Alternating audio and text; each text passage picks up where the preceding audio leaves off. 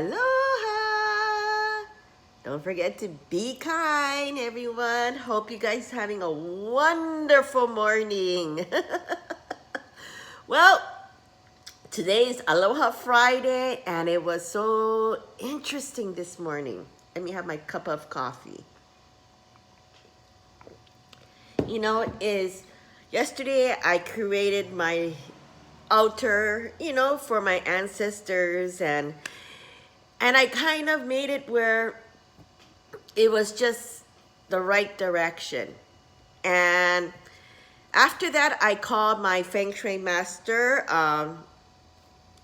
Mr. Lau. So he's going to be coming over next week to give me the new vibration. I can't even remember when he last came over. So he goes, "Oh, I remember your house." So that's going to be a fun adventure next week. And, it's coming together. Like I said, I've been back for now a year. And my house has been, did its course. And I've been living here for over 20 plus years. And literally, hard work pays off. I mean, I started my own entrepreneur job at 12 years old at Hawaii Kai Baptist Preschool as being, volunteer as Miss Monica and get jobs as a babysitter.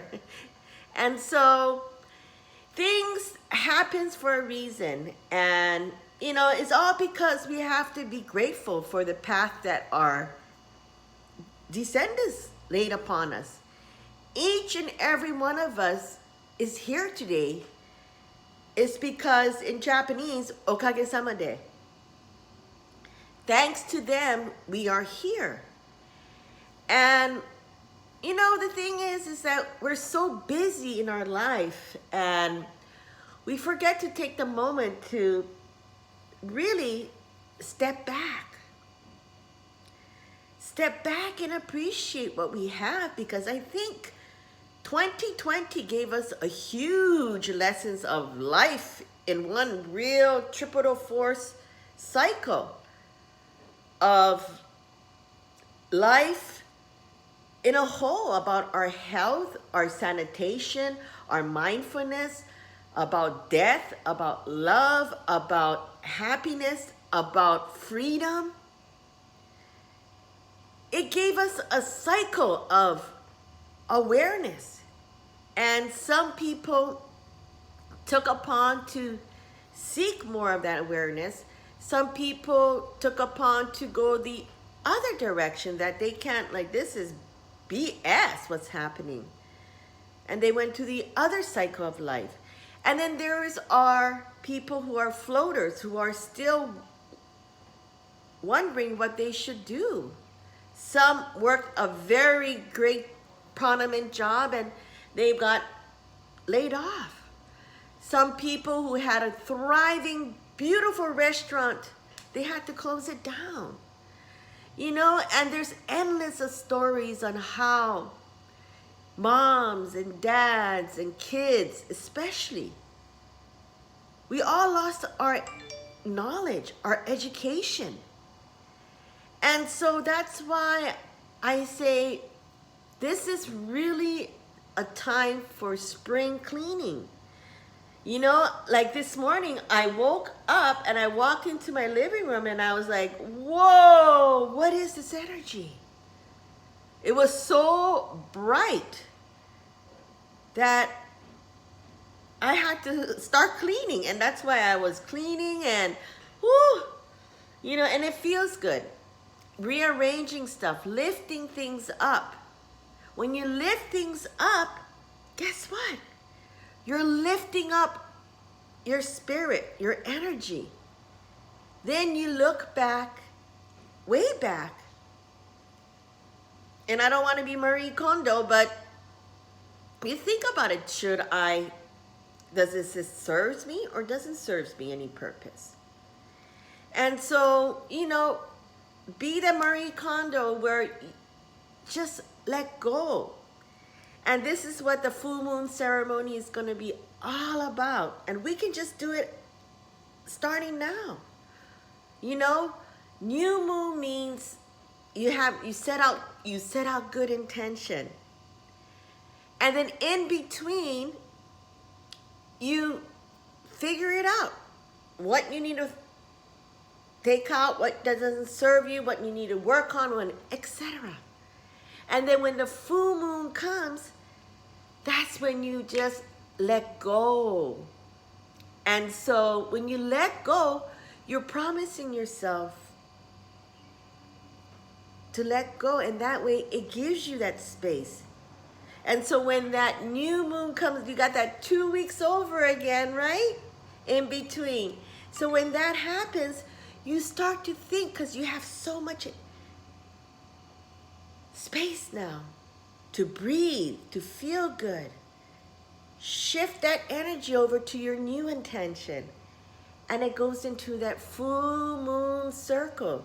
There's actually 13 cycle, but that's another whole different thing I don't want to get into. But, you know, I was funny because I couldn't find my hair thing. Because every time I put up my hair, that's 1, 2, 3 that I found, you know. And for me, it's easy because I can figure out what is mine and what I need to get rid of. And so let that be a weekend of cleaning up with your family, because that will also give you time to spend with them and talk about memories. Talk about their feeling, because I don't know how long it has been that you never spoke to mom, dad, kids. Real talk. How we used to do when we used to sit at a dinner table and just talk about our days. And don't forget to eat your vegetables. You know, my dad will always has a bowl of salad that we have to eat, but it was great. Not so much about those knockwort sausage and those, oh God, that was like, oh. Because my dad, you know, he was in fighting in the war, and he had to eat those kind of food, and and he remembers those foods, so he let us eat it. But every Sunday is a little bit too much, you know.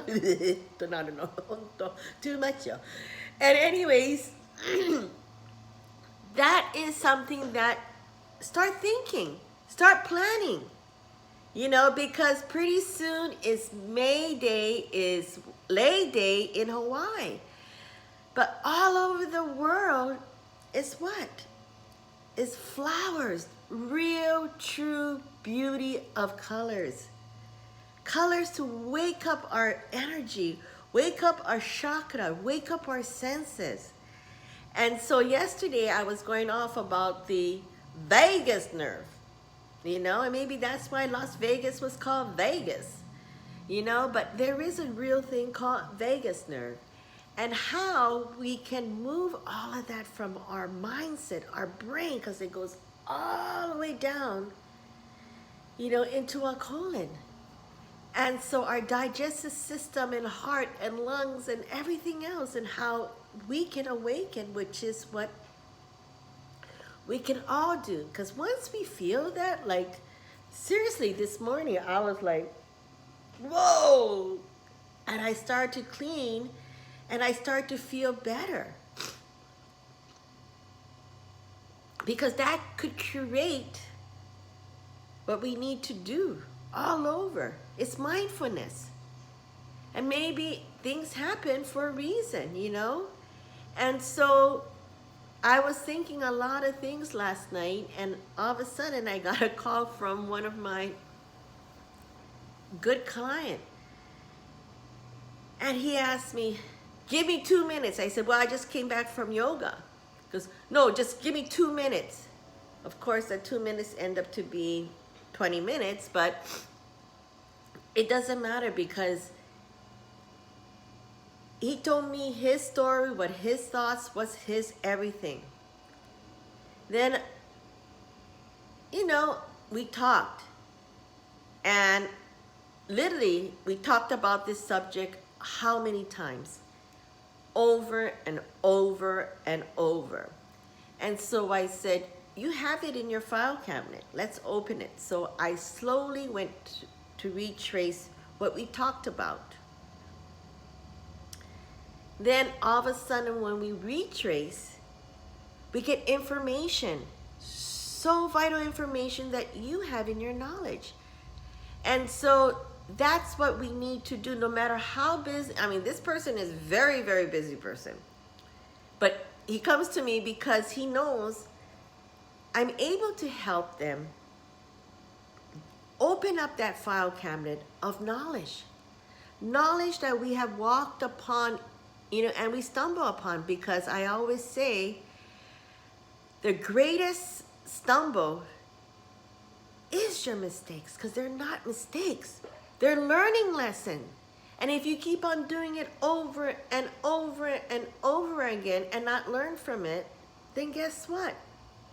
You got to keep on doing it and keep on falling until you conk your head, and then you realize, is it too late? No. Because it's never too late to start again. You're never too old. You're never too sick. You're never too young. You're never too anything. Never put limitation on your time. Yes, you need to, of course, mandate certain deadlines and etc.